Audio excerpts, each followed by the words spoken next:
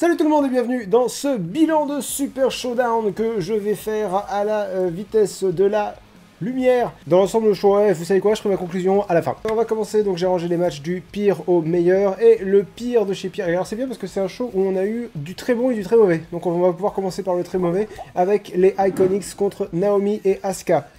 C'est déprimant. C'est déprimant de voir Asuka dans cette position. Elle est... voir Naomi et Asuka faire leur entrée en même temps, c'est voir, voilà, c'est voir Asuka être très contente d'être très copine avec Naomi. Et jusque-là, Asuka était une des rares à avoir été épargnée par l'espèce de mauvais sort de vous êtes tout amis, c'est votre seul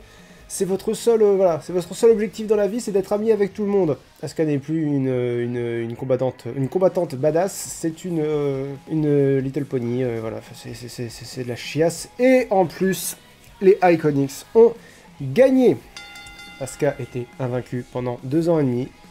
C'est sa 5e défaite, c'est déprimant, et puis j'ai pas envie de continuer de parler de ça, parce qu'il s'est passé des trucs bien aussi, et nous allons en parler aussi. Le deuxième pire match de la soirée a été Elias et Kevin Owens contre Bobby Lashley et John Cena. Je lui ai mis D-, D parce qu'il était mauvais, moins parce que en plus d'être mauvais, si vous voulez le retour de John Cena, bon, ça pouvait être cool. Ça pouvait être, parce que bon, c'est John Cena quand même, voilà, il a son passé, il a le charisme, il a l'atout nostalgique qu'avait le main event Triple H contre Undertaker. Le truc c'est que bon, ces gars-là, ils ont 20 ans de carrière. John Cena, il en a entre 10 et 15, je sais plus. Mais enfin, quand même, c'est suffisant pour avoir la valeur nostalgique. John Cena a fait 6 prises, a fait ses 6 moves of doom, 6 moves of... les 6 mouvements de la malédiction. L'intro était évidemment très bien, c'est vraiment dommage parce que Elias et Kevin Owens ne sont pas utilisés à leur plein potentiel.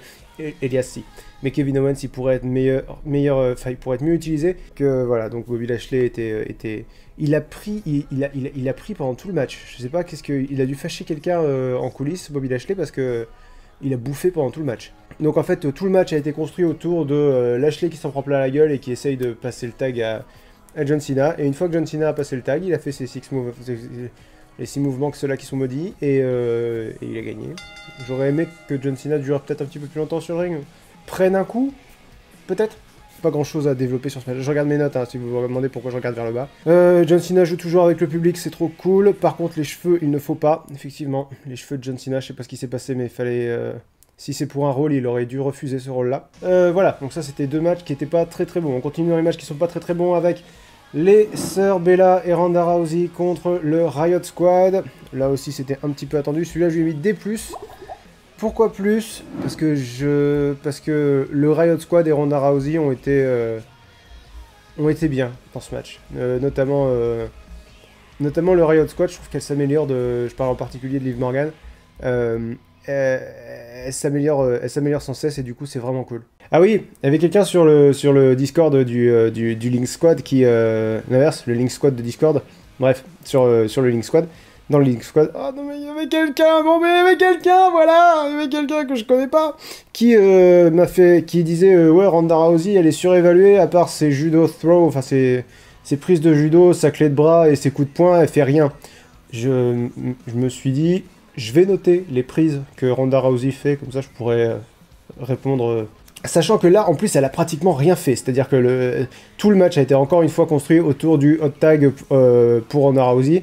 Elle est arrivée, elle a fait quelques prises et elle a gagné. C'était une victoire éclair.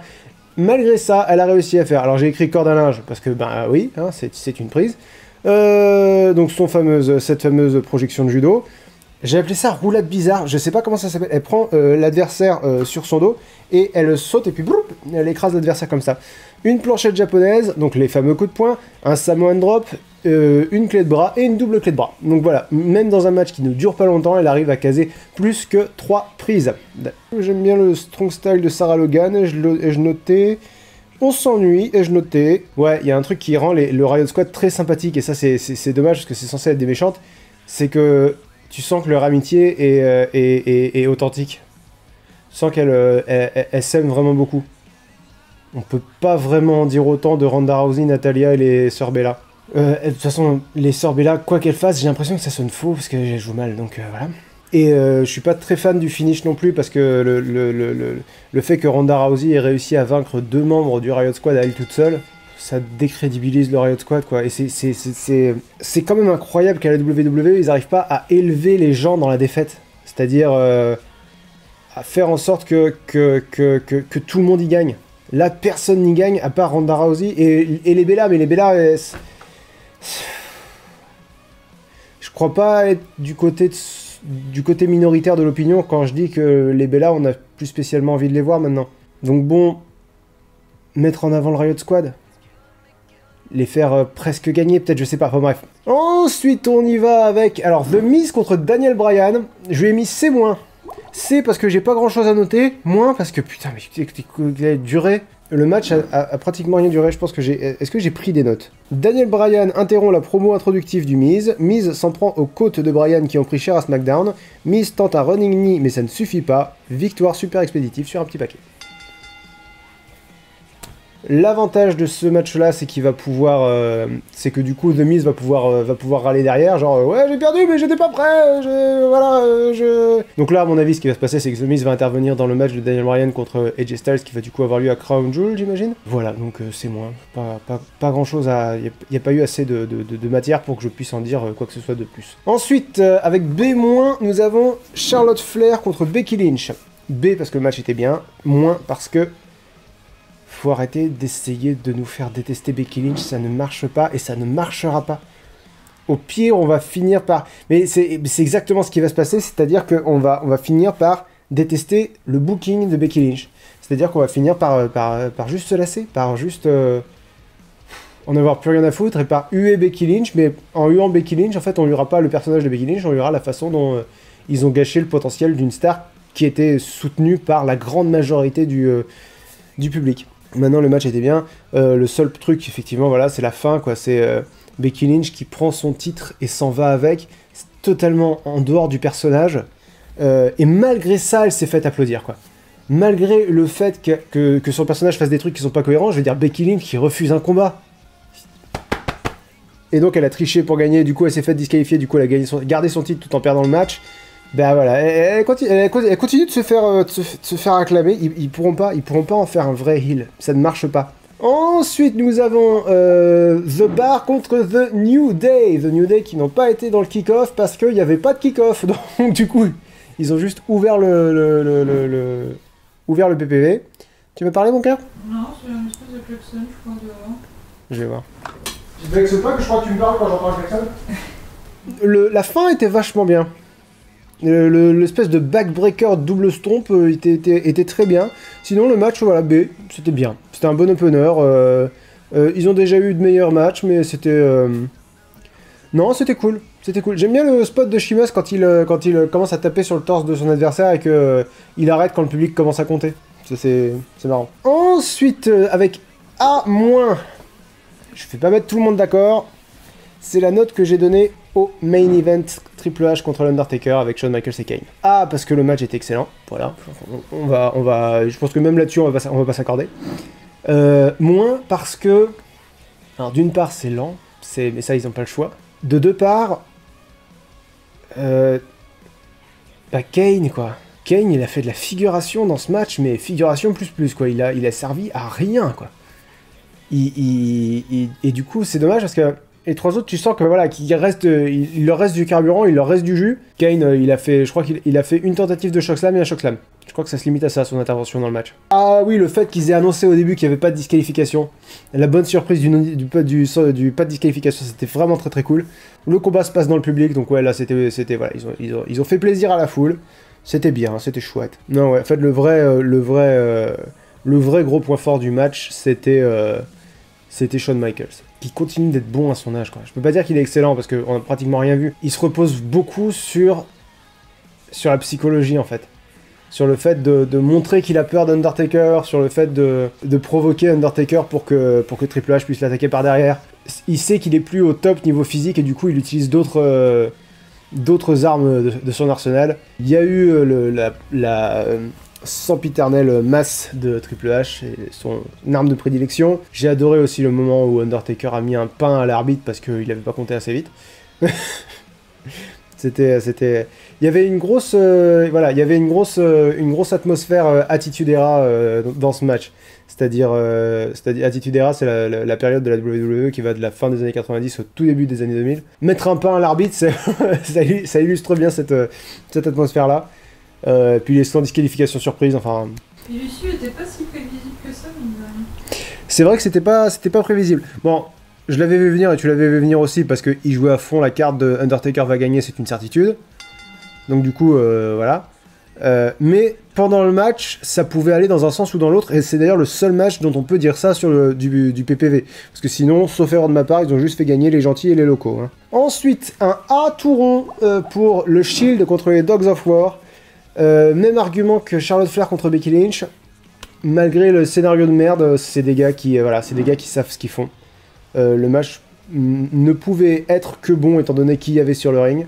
Le Shield, voilà, je dis souvent du mal de Roman Reigns et de la façon dont il est booké, mais en tant que tiers du Shield, il est vraiment très bon, quoi. Le Shield fonctionne très bien. Ils ont rien perdu de la force avec lesquelles ils font leur match à 6. De façon un peu prévisible, c'est Dolph Ziggler qui a pris le pin parce qu'il est présenté comme le maillon faible des Dogs of War. Roman Reigns a collé un Superman Punch à Dean Ambrose sans faire gaffe. J'espère qu'il y aura un paiement de ça parce que le paiement sur le coup ça a été voilà, niveau visuel c'était très très fort. T'avais Braun Strowman, Dean Ambrose et Dolph Ziggler, Drew McIntyre et Dolph Ziggler qui entouraient Seth Rollins et Roman Reigns sur le ring parce que justement Dean Ambrose était KO à l'extérieur parce qu'il venait de se prendre un Superman Punch par accident. Et Dean Ambrose monte sur le 4e côté du ring. Et du coup, visuellement, t'as l'impression qu'ils sont 4 à encercler les 2 derniers. Et tu te dis, si Dean Ambrose avait dû trahir le Shield, là, ça aurait été parfait. Je m'attendais à ce qu'ils le fassent pas maintenant, parce que c'était trop attendu, quoi. Ils ont trop mis l'accent là-dessus ces dernières semaines. Quand Braun Strowman allait faire un tacle à Dean Ambrose à l'extérieur du ring, et que Roman Reigns l'a interrompu avec un spear, ça, c'était grandiose. Ça, c'était grandiose. J'ai l'impression de revoir la cinématique de Spider-Man quand Jefferson Davis arrête le camion en jetant une voiture de police dedans, avant qu'il n'atteigne Spider-Man. Mais il n'est que 3ème de la soirée parce qu'ils sont deux matchs à avoir eu un A+. D'abord Buddy Murphy contre Cedric Alexander. Alors, A+, c'est peut-être un peu exagéré parce que généralement, je mets A à 205 Live à des matchs qui sont meilleurs que celui-là. Pourquoi ce match a eu un A+? Parce que c'était un PPV et qu'enfin, on a eu un vrai match Cruiserweight, un vrai match niveau 205 Live dans un PPV. Parce que d'habitude, ils se réfrènent vachement. Et là, mais nom de Dieu, voilà, ils ont lâché les chiens, quoi. C'était pas un match exceptionnel par rapport à leur niveau, c'est-à-dire que c'était vraiment un match classique 205 Live, même moins bon que d'autres. Pour moi, ça valait pas le Buddy Murphy contre Mustafa Ali, le match sans disqualification. Qui, lui c'est un A+, mais A+, cadeau. Le plus, là, en l'occurrence, il vient vraiment du fait que c'était un PPV. Et que du coup, ça plus Buddy Murphy a gagné. Donc du coup, alors je me suis renseigné, j'ai appris par la suite que c'était le premier catcheur australien à acquérir un titre individuel à la WWE. Et c'est très cool parce qu'il le mérite vraiment. J'adore Buddy Murphy, qui donc gagne à domicile. Et ensuite, ce qui pour moi a peut-être été le meilleur match de la soirée, mais ex aequo avec Buddy Murphy et Alexander, j'ai vraiment pas envie de les départager. A plus également pour AJ Styles contre Samoa Joe. Parce que le match était excellent toujours. Le plus, là, c'est donc AJ Styles qui fait passer Samoa Joe à travers une table. Samoa Joe qui est blessé au genou ou à la hanche, je ne sais pas, je crois que c'est au genou. Le genou ? D'accord. Il le vend, j'ai entendu un crack, enfin, je suis vraiment blessé. T'as l'arbitre, du coup, qui lui demande s'il veut arrêter le match. T'as AJ Styles qui arrive, qui écarte l'arbitre, mais tu sais, mais très froidement. Genre, c'est bon, on n'arrête pas le match. L'arbitre, il dit non, c'est bon. Là, je me suis dit, oh putain, ça va chier. Mais c'est bien parce que ça paye toute la préparation qu'il y a eu à SmackDown pour ça. Genre quand l'avant-dernier angle de SmackDown où Samoa Joe a été chez AJ Styles en lui disant il y a des conséquences à ce que tu fais. Là, en l'occurrence, tu m'as volé le titre à SummerSlam, à Hell in a Cell. La conséquence, c'est que je viens chez toi. Du coup, AJ Styles lui a dit... lui a balancé que là c'était lui à son tour d'apprendre qu'il y avait des conséquences. et qu'on déconne pas avec sa famille. Donc ouais, le match a été très très fort. Bon, j'ai pris plein de notes à chaque fois qu'il se passait un truc, j'ai pris des notes. Donc par contre, dès le départ, en fait, ils ont installé l'attention. Le moment où AJ Styles était en haut de la rampe, Samoa Joe en bas de la rampe et qui se regardait dans les yeux, j'ai écrit ça va chier des troncs d'arbres en majuscule. Et puis toute la séquence de fin où ils inversent les coquina clutch, coquina clutch tombés, calf crusher. Enfin, il y a eu plein d'esquives, plein de changements. Le match était vraiment très très cool. Et le fait que Samoa Joe aient abandonné, c'est bien parce que ça fait qu'il y a un vainqueur définitif à cette rivalité. Le truc, c'est que j'ai cru comprendre que les plans pour le 1000e épisode de SmackDown qui a lieu à la fin du mois là, et Crown Jewel qui a lieu au début du mois prochain, c'est encore un match Samoa Joe et AJ Styles.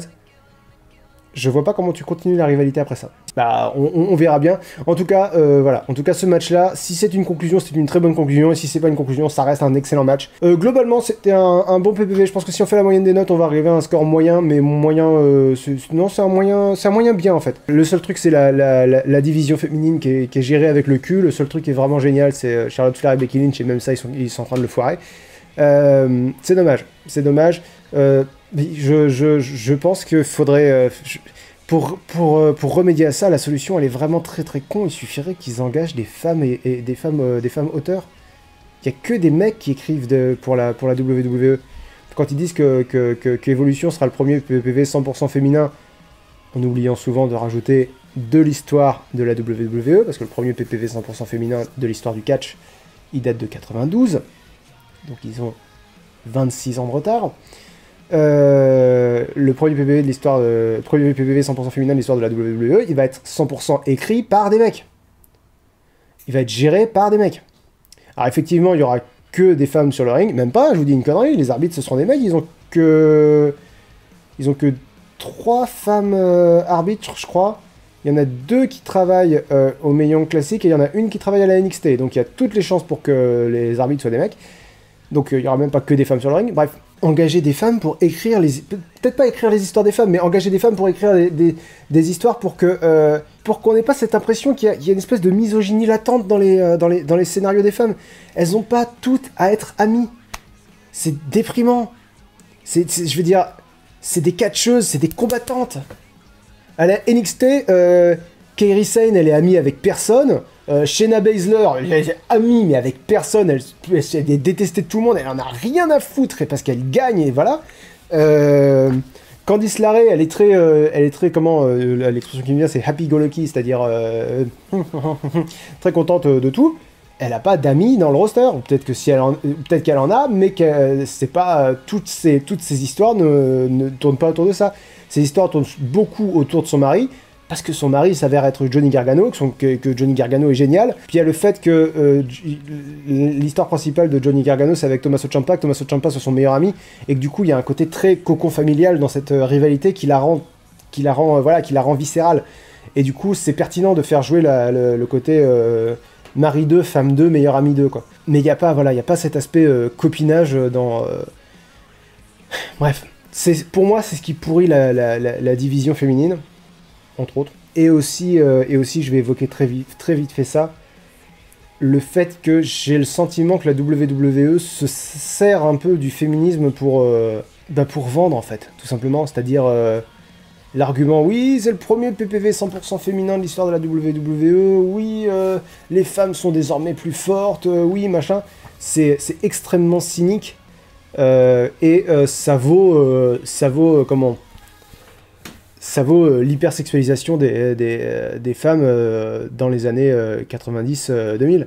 C'est-à-dire qu'ils se servent de quelque chose à des fins purement mercantiles. Avant c'était le sexe, aujourd'hui c'est le féminisme. Sans se soucier de faire des bons matchs, et construire des bons personnages. Et surtout, être effectif dans cette révolution féminine du catch dont il réclame la paternité. Donc, j'attends encore cette révolution féminine du catch. Elle aurait pu arriver avec des talents, mais des talents monstrueux comme Asuka, Bayley, Sasha Banks, Becky Lynch et Charlotte, Shayna Baszler, elle est très très bonne aussi, son personnage est vraiment très bon. Kairi Sane, là il y a Yoshirai qui va débarquer à la NXT, j'imagine. Il y a Mia Yim qui va débarquer à la NXT. Je veux dire, même les... Non, pas les pires, mais les moyens d'aujourd'hui valent les meilleurs d'hier. Et il suffirait juste vraiment de traiter les femmes comme ils traitent les hommes. C'est vraiment aussi con que ça. WWE Evolution, à la fin du mois, je vous donnerai mon bilan, mon pronostic, mes pronostics et mon bilan après coup. Enfin, avant et après. Donc c'est dans la nuit du 28 au 29, un truc comme ça. Dans la nuit de dimanche à lundi, qui commence par un 20 et qui est plutôt vers la fin du mois. Le dernier dimanche, dernier dimanche d'octobre. C'est laborieux quand je donne une date. Hein. À 1h du mat sur AB1. Je compte sur vous pour regarder. Ce sera probablement très cool. Il y aura au moins quelques matchs très très bien. Il y aura la finale du Mae Young Classic qui sera sûrement très bien.